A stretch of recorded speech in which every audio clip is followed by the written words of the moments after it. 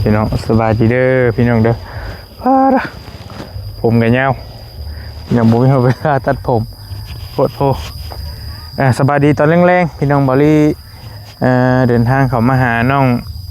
งป๊อปเพิ่นก่อนพี่น้องมาลำลาน้องเพิ่นก่อนสิกลับบ้านแล้วพี่น้องนี่เนาะกลับมาเบิ่งเสามาเบิ่งเสาใหม่ก่อนงามอยู่บ่ล่ะฮะมันเป็นยังคือบ่งามเจ้าของคืองามอยู่คือได้เสาบ่งามเนาะเป็นได้ไดก็บอรี่ว่าที่สั่งไม้มาให้น้องเพิ่นนั่นแหละนัดว่ากันไว้ได้เมื่อวานนี่แต่ว่าวันนี้แหละมีการผิดพลาดนิดนึงทางสร้างตัดไม้เพิ่นบอกว่าบ่ได้มาว่าซั่นบ่ทันเนาะมาแต่เสาน้องหลาเพิ่นก็น่าจะเป็นรอบหน้าพุ่นแหละพี่น้องคันบ่ทันก็ได้มันบ่งามหม่องใดฮะตัวนึงเขาเอามือแล้วคืนอีกแล้วบ่ปวดกัดก็ได้จิดอกไม้มันก็สิให้มันสมบูรณ์แบบบัดทุกอย่างคือเสาดินมันก็บ่ได้เลยพี่น้องมันลึกเด้ฮะตัวนึงเขาก็กั้นเขาก็เอาเปลี่ยนตัวนี้ก็ลึกกันมันลึกมันลึกมาได้ตอนใดตอนเที่ยงมันซื่ออยู่บ่ล่ะไม่มันยังบ่ทันแห้งเลยไม่ยังใหม่อยู่จะได้ยีดอกพี่น้องเอ้ยสวัสดีด้วยน้องเด้อเป็นยังคือหายคือเห็นหายหน่อยใจฮะน้อยใจยัง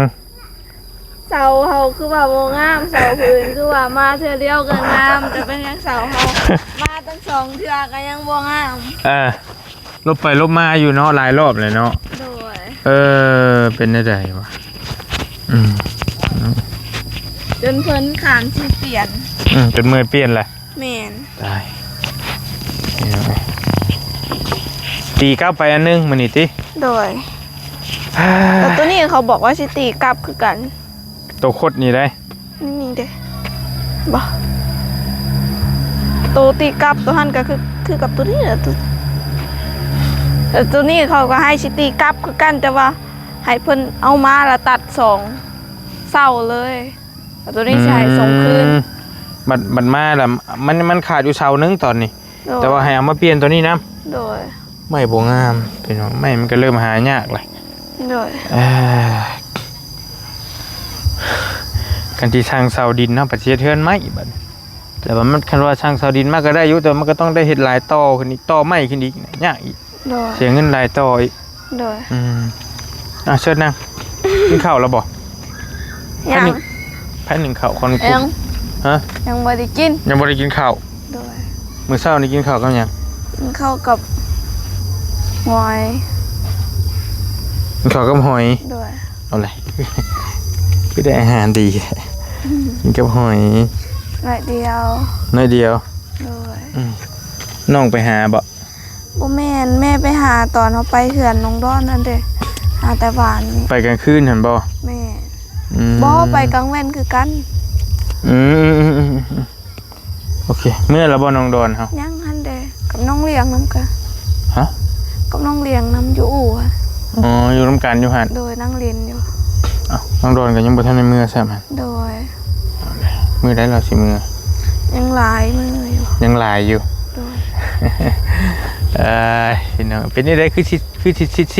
เศร้าๆแท้เมื่อวานฮะเมื่อยขึ้นผู้ว่านี่บ่หรือจังได๋บ่เกี่ยวบ่อันบ่เกี่ยวมันบ่ม่วนหยังม่วนย้อนเสา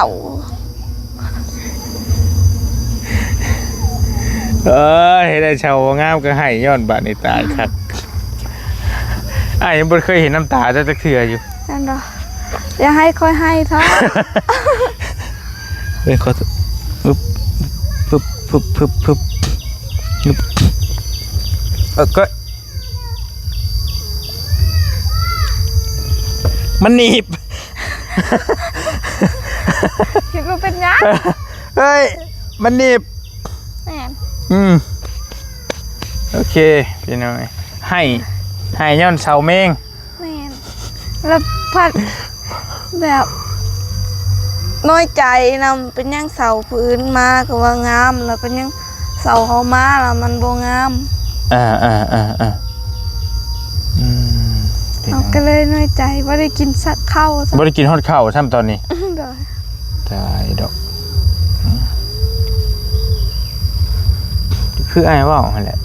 โชคภัยมานมันบุญภัยบุญมัน แม่ อีโอเลย แม่ ขนาดเศร้าซื่อๆนี่พี่น้องก็ยังแบบว่า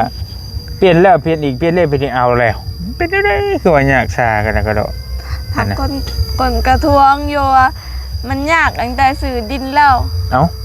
มันบอกตอนที่สื่อดินน่ะนะ เป็นหยังตอนซื้อดิน ก็มีคนบอกว่าสิสื่อให้บอกแล้วพัดเขาละโมคะบอกเขาโพสื่อแล้วนะ อืม มันเป็นตั้งแต่ผมทำอิฐแล้ว อืมก็บ่เกี่ยวดอกเฮ้ยอืม ธรรมดาคนทำมันก็มีอุปสรรคนี่แหละ โดย แม่นแล้วอะ โดย เรื่องสำนีจิ๊บอันนี้ผ่านมาหลายกว่านี้ช้ำเรื่องเสาอยู่ซื่อเว้ย เพิ่นก็เปลี่ยนให้อยู่วันมาเพิ่นสิบ่เปลี่ยนกับเปลี่ยนให้อยู่แต่ว่ามาเขาเลื่อนเขาเถือมาแล้วก็กลับไปแค่ผ่านไปซื้อ ไอ้ก็นึกว่าเห็นอยู่ให้เอ้าไผมากก็ให้ไผมากก็ให้ แต่ว่าไอ้มาบ่ต้องให้เด้อบ่ให้ก็อย่าบ่ให้แล้ว ขอเป็นหัวอย่างเดียวก็ไม่นี่ บ่ต้องให้แล้วมันก็เศร้า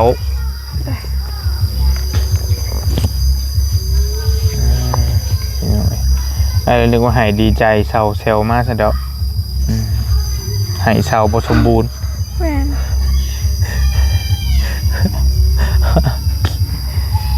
กับไม้แล้วกับโมฆะก่อนเด้อไม้เจ้าหันมันก็ว่าบ่ทันคือกัน โดย จริงๆอันนั้นน้องเพิ่นไว้มื้อนี้ได้บอกเมื่อวานนี่ว่าน้องอยู่เฮือนเด้อไม้เพิ่นสิมาส่งมื้ออื่น โดย ไม้บอลลี่น่ะสิสั่งไม้48 โดย เงินบอลลี่น่ะมันพออยู่ไม้48น่ะ โดย เหลืออีกเหลือจักหน่อยนะไม้48จักสิว่าจักโตแหละอาจารย์แล้ว50โตบ่เราบอกมื้อนี้ประมาณนั้นแหละ โดย เงินมันบ่พอก็เลยว่าสิเอาแต่ไม้48ไฟฟ้าเจ้าถามอยู่บ่เสาไฟฟ้า ถามอยู่ เท่าใด เขาบอกว่า7 ล้าน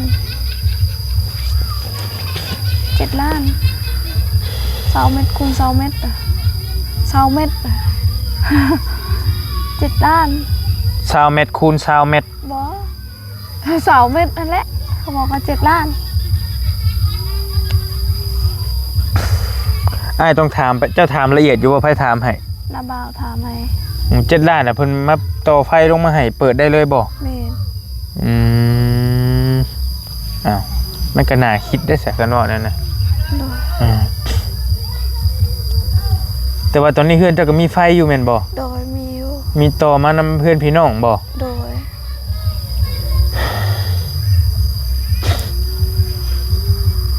เอาไอ้ถามเจ้าสิให้ไอ้ช่างไม้มาให้บ่หรือสิให้ลงไฟให้ถ้าสมมุติว่าอยากได้ตัวใดก่อน ก็ยังบ่ฮู้คือกันก่อนบ่ฮู้จักสิเฮ็ดหยังก่อน มันยังก็อยากได้เนาะ แม่ เข้าใจอยู่เงินมันก็จำกัดบัดนี้คันลงไฟก็บ่พอนำบ่ลีก็คันว่า7ล้านแต่ว่าก็สิตื่มใช้ให้สิเอาเงินอ้ายนี่ซอยหั่นน่ะคันว่าเจ้าอยากได้ไฟอีหลี ก็แบบค่อยบ่ฮู้คือกันจักคิดหยังแบบเรื่อยเปื่อยเบิด เลื่อยเปื่อย เดี๋ยวอีหยังก็ได้เบิด คันเบาลี่ก็คิดอยู่ว่าคันว่าสิสร้างไม้ก็บ่พอก็สิมากองไว้นี่แหละ โดย แต่ก็อย่างน้อยเฮาก็ให้มันได้เป็นชิ้นเป็นอันนะ แม่น แต่คันว่าต่อไฟลงก็ดีเพราะว่าเฮาเฮ็ดเรือนก็ต้องได้ใช้ไฟอยู่แล้ว โดย อันนี้นี่คือน้องต่อมานี่แม่นว่าน้องต่อมาพอได้เปิดซื้อ โดย เปิดดอกไฟสายน้อยๆสินะพี่น้อง โดย คันว่าสิกบไม้กบต่ออีหลีอ้ายว่ายังบ่ได้คือเก่า แม่ นี่ก็เพิ่นน่ะบ่าวจะมีบ่ มี ก็ต่อมาคือกันนี่บ่ บ่เราหากเอาเขา ไฟเราเองแม่นบ่ โดย กันว่าเป็นอันนั้นก็สิเอาน้ำเพื่อนน้ำบ่าวเจ้าก็ได้สิกันว่าสมมุติว่าเจ้าบ่มีหั่นน่ะ โดย เนาะ โดย เวลากบไม้กบหยังก็ โดย 37 ล้านที่เคยพอลงอยู่กันว่า37 ล้านนี่เด้อ โดย พอเฮือนน้องหละเพิ่นบ่ได้ไกลจากเสาดึงมานี่หน่อยนึงได้เลย แม่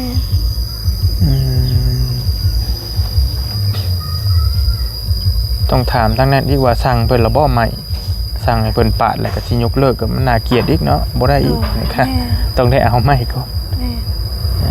เอาเป็นย่าง ก็อย่าได้ตัวใดตัวหนึงก่อนก็เอาก่อนเนาะ โอ้ยดีใจเบิดแต่ยังก็ดีเบิดค่อยได้คิดว่าเป็นจักสิเอายังแบบนี้แต่ อ้ายก็ฮู้อยู่แต่ว่าอยากถามเจ้าเบิ่งหั่นน่ะ โดย ตัวใดมันก็จำเป็นเบิดนั่นแหละพี่น้องแต่ว่าไฟนี่เฮายังอ้างอิงได้อยู่มีพี่น้องมีแล้วนี่ โดย เฮาต่อนี่ก็ได้ โดย สำหรับอันนั้นก็ โดย ก็บ่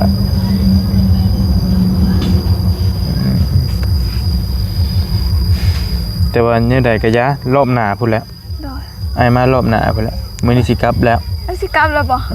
สิกลับโดนบ่ บ่จัก นี่กลับไว้แท้ โอ้ไว้ได้มาอาทิตย์ปลายแหละ นั่นเนาะบ่ฮอดนะ ไอ้มาวันที่20วันที่20มาเดี๋ยวก็มาไหมแต่ว่าก็บ่ฮู้ว่ามื้อใดพังเบิ่ง แต่ก็โดนเติบ ขนาดได้มื้อหึงแม่นบ่ แม่นโดนกว่าหมูอีก ก็ว่ามันบ่ทันก็สิโอนเงินมาให้ทีมงานเอาคันว่าก็บ่ใหม่เพิ่นมาส่งกันอ้ายมาบ่ทันน่ะนะสิโอนให้ทีมงานมาจ่ายให้เท่านั้นแหละสิขึ้นมาเบิ่งน้ำหลังซั่นก็ได้เพราะว่าบ่เตียงก็ยังอยู่ไสสมบูรณ์พุ่นพี่น้องเพิ่นไปซอยคนติดถ้ำ โดยแต่นี่ออกมาแล้วมันบ่ คือว่ายัง2คน ยัง2คนบ่ โดยตามอ้ายได้ยินข่าวหั่นนะจักแล้วล่าสุดนี่เป็นจังได โดย บ่ แม่น7 คน 7 คนแต่ว่าพ่อแล้วน่ะพ่อ5คนน่ะยัง2คนบัดนี้ โดย บ่ฮู้ว่าเพิ่นสิไปอยู่ไสแต่ว่า5คนนั่นคือว่าปลอดภัยดีอยู่ว่าซั่น โดย เห็นแล้วป้อน้ำตาสิไหลนํพี่น้องเห็นเป็นเขาเจ้าไล่พ่อแล้ว5คนน่ะไป แม่ เขาเจ้าก็นั่งอยู่ในถ้ำแล้วหิวข้าวมีแต่คนหิวนะ 6-7 มื้อเฮ้ยวะบ่หิวสิไปไสโตจ้อยว่าล่ะ แม่ ก็บาปอยู่เห็นแล้วก็น้ำตาไหลกันทั่วประเทศเลยพี่น้องเอ้ยคิดเบิ่งว่าเฮาหิวข้าวดำชั่วโมงดำได้นี่มันก็พอแห้งแล้วนะนี่6-7 มื้อป้าดโธ่ ขนาดเฮาบ่ได้กินข้าวมื้อเดียวโตเฮาอ่อนหมดเลยบ่ แม่ อัน น นี้ตั้ง7 มื้อมันนะบ่สลบก็ถือว่าพอแห้งแล้วมันบ่ พี่น้องเอ้ยก็นั่นแล้วก็จังค่อยว่ากันแนวใดก็ได้เนาะงบน้องป๊อบก็ยังบ่มีหยังคืบหน้าพอปานใดมีแต่น้ำบอลี่กับบบุญสารวัตรนี่แหละมี2คนตอนนี้ก็แต่ว่าเพิ่นซอยสำนี้ก็ถือว่าก็เติมนึงแล้วได้ดินแล้วได้ดินแล้วก็บุกเบิกดินให้แล้วก็เติมนึงแล้วนี่ก็ได้แปลนบ่ล่ะเมื่อกี้66เลยนี่พี่น้องเอ้ย แม่น ค่อยเป็นค่อยไปนี่แหละ โดย เมื่อวานนี่ก็พากันไปหาหน่อไม้กับน้องเพิ่นอยู่บ้านน้องดอนพี่น้องเอ้ย โดย จนมืดจนค่ำหันก็ได้ แม่ เพื่อสิมาเห็นอยู่บ่เห็นคลิปอยู่บ่ เห็นเบิ่งคลิปอยู่เมื่อกี้ เห็นบ่ โดยอยู่ในอู่มันก็ เบิ่งคลิปหมู่ข่อยก็เบิ่งคลิปคือกันเบิ่งคลิปหาเมื่อวานนี่ไปหา เบิ่งคลิปหาหน่อไม้เห็นบ่ โดยแล้วก็แบบมันหลายคลิปได้เห็น ใน YouTube เหรอวะ แม่น อืม พากันไปเบิ่งโทรศัพท์ให้โทรศัพท์มัน ดีเบิ่งกับวิวดีบ่ริมมักแต่เห็นน่ะบ่มักยังอยากไปอีกอยู่อากาศสุดยอดแฮงอีหลี แม่นตอนขึ้นนั่นติ แท À. บสิหายใจบ่ทัน ก็ได้อยู่ แม่นพอตอนหาหน่อไม้เห็นแทบบ่อยากเมื่อ กับเสียอย่างเดียว เมารถ แม่น บ่ได้เลยพี่น้องเอ้ย แม่นเมาอีหลีเอาหล่อแอง ไปเท่าหน้าเนี่ยยัดได้ขี่รถจักรอยู่ไอ้เบิ่งเจ้าน่ะ แม่น อืม ไปก่อน ขี่รถจักรไป บ่ ก่อน สาแล้ว บอลี่สิไปน้ำหลังนะสมมุติว่าได้ไปหั่นนะ แม่น แบบอีดีโลได้เมาบ่ฮู้ว่าเมาแบบไปลึกไปลือ จอดพักก็ต้อง2 เทื่อพุ่นนะ บ่ได้ดอกน้องป๊อบ แม่น ก็บ่ได้เคยเดินทางไกลพร้อมเจ้าก็แม่นบ่ บ่เคยขี่รถใหญ่นำ หรือมันเป็นน้ำเฉพาะรถได้บ่หรือว่าได้หรือเป็นน้ำข้นขับบ่ บ่ฮู้นะบ่เคยขี่รถใหญ่เนาะ ใช่คือเจ้าขี่น้ำเบานั่นอยู่เบาหยังวะแต่ว่าบ่ได้ขี่ไปไกลแม่นบ่ แม่น อืม อยู่บ้านดงนี่ซื่อๆแล้วก็น้องเมาแล้วแต่ว่าแบบมันเป็นทางซื่อได้แลนไปแป๊บเดียวมันก็ฮอดเฮือนแล้วมันก็เศร้าเห็น ทางเรียบเนาะชิวไปเลยฮอดเลยบ้านดงแล้วก็ไปบ้านกระดับนี้ไผมาหับหรือเจ้าไปเองบ่ตอนไป บ่บุญสารวันมาครับ สมมติมีภารกิจไปสวรรค์ต้องได้นั่งรถไปฮอดสวรรค์หรือไปเวียงสิป้าถ้าเจ้าสิเป็นแนวใดเนาะไอ้เบิ่งสภาพเจ้าเนาะ กินยาแล้วก็แล้ว ใครได้คันมันกินยาอยู่ แม่ เจ้าได้ข่าวว่าคนเสียชีวิตในรถเมล์ตอนนั้น แม่ อันในอยู่มุกดาหารนะโดย ไอ้ว่ายันคือเจ้านี่แหละ บ่ฮู้คือกัน เอาแบบว่ามันเรานั่งมาจากกรุงเทพได้ล่ะ แม่ มันก็หลายชั่วโมงเพื่อสิฮอดบัดคืนหั่นนะ แม่ พอมาฮอดพี่ละเหงาบัดนี้ แม่ แต่บวกมีโรคประจำตัวน้ำเน่หั่นนะแล้วไอ้ยันคือเจ้านี่แหละ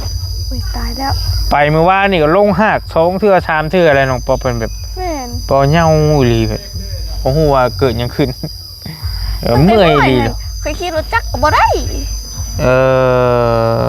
ขี่รถ เป็นนั่น ขี่รถจักรคันขี่ไปไกลนี่สิโอ้ยเมารถคือกับไอเห็นไปเมื่อวานนี้เลยรถจักรเนาะแต่พอใหญ่เติบนี่แบบมันก็บ่ได้เป็นแล้วคันรถจักรอะ มันอาชีพเคยแล้วเห็น ถ้ามันเคยมันก็สิบ่ได้เป็นหยังดอกอันนี้อาจสิบ่ลืมแน่นั่นบ่ตอนน้อยๆหันค่อยคิดว่าคือสิไปใส่บ่ได้เลยเพราะว่าสำน้องบ่อนนั่นนี่น้องค่อยน่ะน้องพรน่ะเมาอีเดียวเหรอแบบหากจนสุดทางเลยนะ ไปเวียดนี่บ่ได้เลยพัดใหญ่ขึ้นมันคือได้อยู่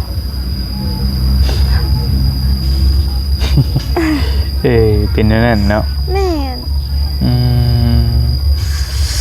จากในว่านั่นแหละอ่านก็ได้ ตัว เป็นไปจังซั่นบัดนี้น้องอันนี้บ่ได้มาบ่ น้องยังกะ น้องน้ำนะ น้องน้ำบ่ได้มา เพิ่นอยู่เฮือนเพิ่นบ่ ตัว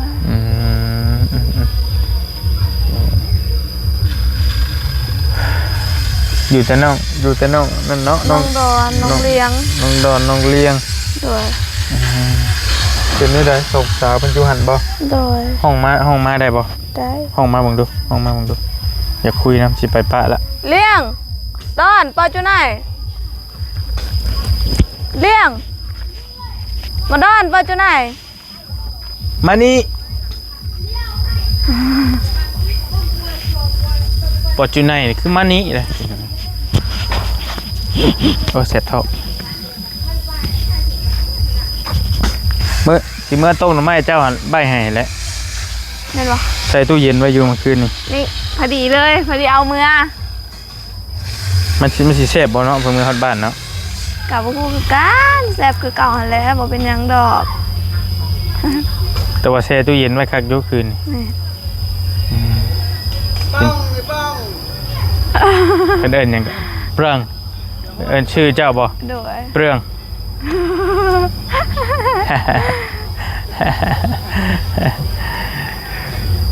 คันว่าป๊อปนี่จักบ่คนแถวนี้ จักอยู่เพราะว่าเพิ่นเบิ่งคลิปค่อย เอา ว่า ตะกี้น่ะสิบ่จัก แม่น สบายดีล่ะ โดยสบายดี ตะกู เพิ่น สั่ง ก็ เลย บางคนก็เอิ้นปอบอยู่ อืมยังเกาะ เขาบอกก็เอิ้นพี่ปอบมาแซวมุ้ย บอกเป็นตะลอนเถอะออกแสงมองไปแรงนี่ ฮะ ออกแสงมองไปแรงนี่ ออกแซนดูซ้าย เอ้าปอบมันก็ไม่แสงหรอวะ แม่นไม่ค่อยบ่มีบ่เป็นซะบ่ออกก็ได้ ไปหากินเขียดได้ไปแรงนี่ฝนตกชับ แม่น ได้จ้ะผู้นั้นบ่มาบ่คือสิบ่ได้ยินบ่ ได้ยินคือกันข่อย อย่าละบ่เป็นหยังค่าหลานแล้วบ่อันน่ะมื้อใดจะมื้อเฮือนนะ ยังบ่จักซ้ำบาทนี่ เบอร์วันเสาร์ เมื่อวันเสาร์มีคนเอายังมาให้ไหมคิด สร้างอ่ะ มันเบิดตั้งไงแน่นเรื่องเอาหน่อยเจ้าตัว เจอเงิน ใครเอาเงินมาให้ เราตูน เอาให้เท่าไหร่ ล้านสอง ล้านสองคือโชคดีแท้เอ้าไปถ่ายไปซื้อหยังนั่ง ซื้อเขา ให้ไปซื้อข้าววะเจ้าก็สิซื้อเมื่อบัดนี้วันเสาร์นี่เชื่อเมื่อได้อยู่บ่ล่ะพี่น้องมีโอกาสสิขึ้นไปยามใหม่เด้อเป็นเจ้าหน่อไม้มันมีฮอดยามใดฮะหน่อไม้ ตกมาก็มี มันสิยังอยู่บ่หม่องเฮาฮักนะแต่ว่าโดนไปเข่ามันก็สิขึ้นเนาะป๊อบเนาะแม่นบ่ เบิด เข่ามันก็สิท่วม ท่วมแล้วแถมแบบมันก็ต้องเบิด แต่ว่า แต่มันต้องมี บ่แต่มันก็มีคือเก่าหน่อไม้นะ นี่ก็มีน้อยเดียวแล้วมันสิขึ้นหน่อไม้แบบนี้อีกหน่อไม้ก่อสังไฟจังซี่นะแบบมันมีก่อหน่อไม้อยู่เห็นเราก็ไปหาแห้งได้หลายกว่า แห้งได้หลายกว่าอีกโอ้ค่ะ แห้งตัวใหญ่พร้อม เดี๋ยวชิมว่าแกงเบิ่งเด้อ โดย พี่แซ่บอยู่บ่หน้องใหม่ชิมเจ้า ชาวบ้านค่อยก็บ่ค่อยมีเด้หน่อไม้มันหั่นน่ะมีแต่หน่อไม้ไร้กับหน่อไม้สังไฟแบบนี้ แต่ว่าหน้องใหม่น้องเพิ่นหั่นเพื่อนน้องเพิ่นหั่นสิมันสิหน้องใหม่อีกแบบนึงพี่น้อง หน่อไม้โตเฮาเฮ็ดผักกระจาดนั่นแหละ หน้องใหม่ยังก็ละซื้อมันน่ะ บางอ่ะ บางเอาโอ้โห เนี่ยบางอ่ะห่อ อะบางอะฮ้อภาษาบ้านค่อยเอิ้นนะอะบางกล้ม บางอะฮ้อบ างอ่ะห่อบางกะเลื่อม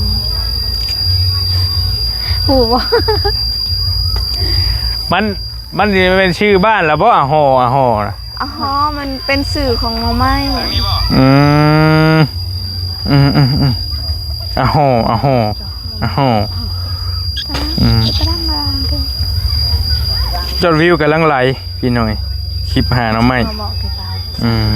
พี่น้องกำลังเข้าไปเบิ่งถล่มทลายอยู่แม่นบ่ บรรยากาศดีแห้งเนาะใครอยากมานำก็มาเลยเด้อ มันบอกว่าจะกินหน้ำไม้ว่าซั่นจะกินหน้ำไม้สิไปอยู่ว่าน้องดอนนะจ๊ะหลายหลายวิวงามนี่หน่อยคักเอลีก็ได้ขึ้นแท็กซี่หามือนี่ก็หุ่นดีเติบอยู่ไอ้เบิ่งทรงแล้วลบขึ้นลบลงอย่างนี้นแล้วมันมีหม่องใดอีกที่แบบว่าเจ้าอยากพาอ้ายไปนอกจากอันนั้นเจ้าเลยบ้านเจ้าก็ช่วยฟังหน่อยหม่องใดมันหนาไปเยี่ยมไปยาม นั่นแหละฮะแนวชั่วจามเบิ่นเลยจ้ะ ไปสดป้าบอกบัดนี้ ไปสอนนั่นแหละ มีแต่ฉัน กันบนยอดภูเฮาก็ขึ้นได้เมื่อวานนี่พี่น้องยอดภู เฮ้ยสอนป่าและยานปิงตัวเนาะ คือว่าชวนให้ไปอยู่ซะ ตะเบินเตะปลาตะเบินแบบให้ปลาเสือหนาเตะปลาเจ้าปลาพวกนะ บ่มีอยู่เขาบอกว่า เดี๋ยวงูนะย่าน บ่มีงูนะ ปีงกับย่านอยู่แต่ว่าธรรมดาบ่ย่านปานใด เฮ้ยเขายานปิงสุดเลยไหวยังอีกงูก็ยังบ่ค่อยยานปานปิง มันปลาเสือหนาเจ้า ตั้งแต่อะแต่ แต่ว่าหนาอ่ะ โอเคเวลามันกระจ่อมาเลยทาไอ้คราวหนึงเด้อนะขาแป๊บนึงเดี๋ยวไปเอาของฝากมาให้เอาล่ะ ขอบใจ อันนี้ไข่ จ้า แบ่งให้นางอันนี้น้ำไหนเด้อ โดย ให้เพิ่นมากินนะ โดย ไข่แตะหนึ่งกับขนมกับมีหั่นแหละ โดย พอได้อยากได้กินไปป้าก็เด้อวันนี้เด้อ ขอให้เดินทางปลอดภัยเด้อ โอเค ขอให้ร่ำรวยๆจับยังเห็ดยังขอให้เป็นเงินเป็นทองเด้อ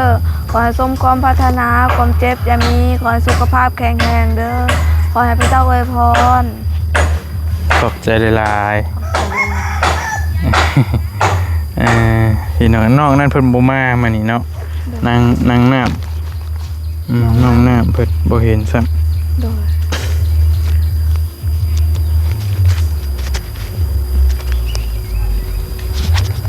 ให้ปั่นกันคนละครึ่งเด้อให้อีลาเพิ่นนี่ จับพร้อมกัน โอ้ยมีจับอีก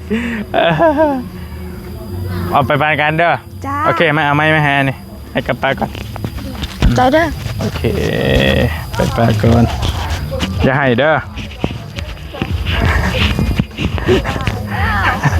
บ่ให้ได้ตาตูบตาปูอยู่ ไปก่อนพี่น้องเอ้ยเนาะไปโอเคพี่น้องเอ้ยเดินทางก่อนบอลี่กะมีแต่มาสิคำเนาะมายามน้องป๊อบแล้วเอาของฝากของต้อนมาให้เพิ่นแล้วก็สิเดินทางก่อนบัดนี้จังใดก็จังค่อยว่ากันมีแต่บอลี่สิเก็บเงินไว้ก่อนนั่นแหละมีแต่จักสิซอยในส่วนใดก็เบิ่งตัวจริงก่อนเนาะแล้วจังว่ากันอยู่ดีมีเฮงสบายดีบ๊ายบายพี่น้อง